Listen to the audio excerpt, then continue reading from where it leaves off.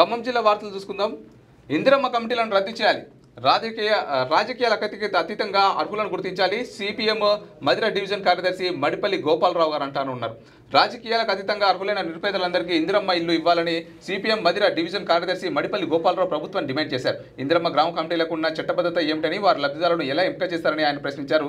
భవిష్యత్తులోనూ ఇదే పరిస్థితి కొనసాగితే డిప్యూటీ సీఎం మల్లు బట్టి విక్రమార్క కార్యక్రమాలను అడ్డుకుంటామని ఆయన హెచ్చరించారట. మరి ఏదైతే రాజకీయాలకు అతీతంగా అర్హులైన నిరుపేదలందరికీ కూడా ఇందిరమ్మ ఇల్లు ఇవ్వాలని చెప్పి ఖచ్చితంగా ఇక్కడ డిమాండ్ చేస్తున్నటువంటి ఒక వార్త. లేదు అంటే మరి గతం ఏదైతే ఫ్యూచర్లో మరి బట్టి విక్రమార్క గారు చేసేటువంటి కార్యక్రమాలను ఖచ్చితంగా అడ్డుకుంటామని చెప్పేసి అయితే మరి మడిపల్లి గోపాలరావు గారు చెప్తున్నటువంటి ఒక వార్త అయితే మనం ఇక్కడ చూస్తాం.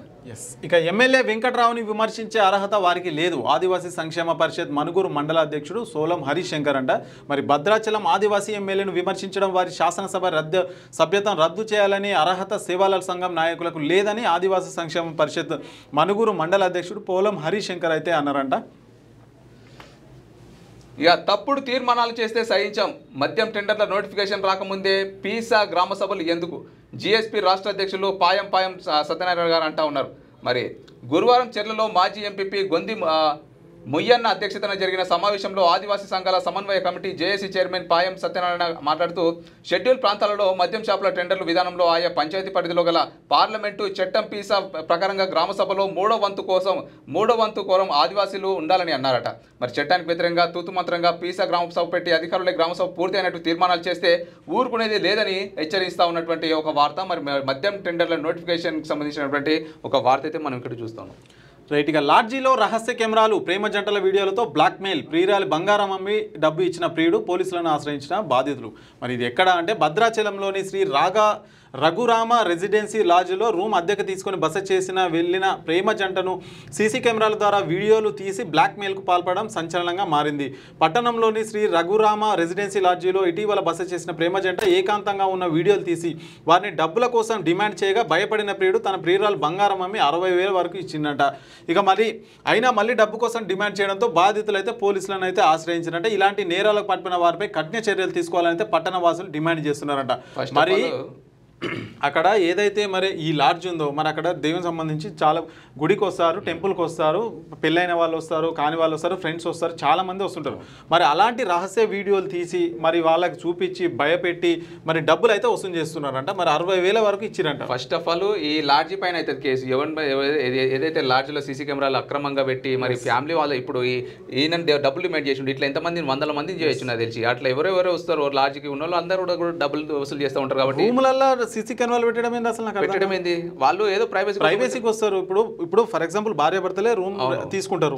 సో వాళ్ళకి ఇష్టం వచ్చినట్టు గడుపుతారు కదా అక్కడ. ఇప్పుడు ఆ భార్యాభర్తల వీడియోలు వేరే వెబ్సైట్లో కమ్ముకోరనేది నమ్మకం. ఈ రఘురామ రెసిడెన్స్ లాడ్జ్ ఏదైతే ఉందో ఖచ్చితంగా దీన్ని ఏమంటారు దీనిపైన కఠిన చర్యలు తీసుకోవాలి. ఇంకోటి ఏంటంటే ఈ ప్రేమికులు కూడా ఇష్టారీతిన మరి ఇంట్లో చెప్పి పెళ్లి చేసుకోవాలి. ఇట్లాంటి లాడ్జ్లలోకి ఎట్లా పోతే ఇట్లాంటి ఘటనలే ఎదురైతే ఉంటాయి. మరి ఖచ్చితంగా ఇప్పుడు డబ్బు గుంజిర్రు, అట్లనే పరువు పోతుంది, ఇంట్లో కొడతారు. ఇవన్నీ ఎందుకు? హ్యాపీగా ఇంట్లో చెప్పేసి ఇరు కుటుంబాలను ఒప్పించి పెళ్లి చేసుకుంటే ఒక లొల్లే ఓడిచిపోతుంది. లేదంటే లాడ్జ్ ఇట్లాంటి వాళ్ళు పైసలు ఇవ్వాల్సి వస్తుంది, లేదంటే ఇట్లాంటి వాళ్ళకు మనం బలైపోవాల్సి వస్తుంది. ఇక బీఆర్ఎస్ నుంచి కాంగ్రెస్లో చేరిక, కండువా కప్పి పార్టీలోకి ఆహ్వానించిన వైరా ఎమ్మెల్యేనంట. మరి స్థానిక సంస్థల ఎన్నికలు సమీపిస్తున్న నేపథ్యంలో అధికార కాంగ్రెస్లోకి వలసల పర్వం మొదలైంది. మండల పరిధిలోని కాకర్ల గ్రామానికి చెందిన బీఆర్ఎస్ మండల మాజీ అధ్యక్షుడు చావ వెంకటరామారావు ఆధ్వర్యంలో ఆ పార్టీకి చెందిన 89 కుటుంబాలు గురువారం కాంగ్రెస్ పార్టీలో చేరారట. మరి చూసారు కదా, స్థానిక సంస్థల ఎన్నికలు సమీపిస్తున్నటువంటి నేపథ్యంలో 80 కుటుంబాలు, దాదాపు 89 కుటుంబాలు కాంగ్రెస్ లో పార్టీలో చేరడం జరిగిందంటూ ఇక్కడ ఒక వార్త. 89 కుటుంబాలు అంటే దాదాపు ఒక 1000 మంది ఉంటారు. 1000 మంది ఉంటారు. ఇక విద్యారంగ అభివృద్ధికి అధిక ప్రాధాన్యత, కళాశాల భవనాల నిర్మాణ పనులు ప్రారంభించిన మంత్రి పొంగిలేటి. పిల్లల మణిరత్నాలుగా తీర్చిదిద్దడమే లక్ష్యంగా ప్రభుత్వం కృషి చేస్తుండగా మంత్రి పొంగిలేటి శ్రీనివాసరెడ్డి తెలిపారు. కూసుమంచిలో 5.5 కోట్లతో నిర్మించనున్న జూనియర్ కళాశాల భవనానికి గురువారం అయితే ఆయన శంకుస్థాపన చేసిందంట. మరి సో మొత్తానికైతే ఇక మరి అక్కడ శంకుస్థాపన అయితే కంప్లీట్ అయిపోయింది. సో ఇవి అనమాట ఇంకా క్షణార్థి తెలంగాణ దినపత్రికలో వచ్చినటువంటి ఉమ్మడి 10 జిల్లాలకు సంబంధించిన వార్తా విశేషాలు. సో మరొక ఎపిసోడ్తో మళ్ళీ రేపైతే కలుసుకుందాం. అప్పటి వరకు చూస్తూనే ఉండండి న్యూస్.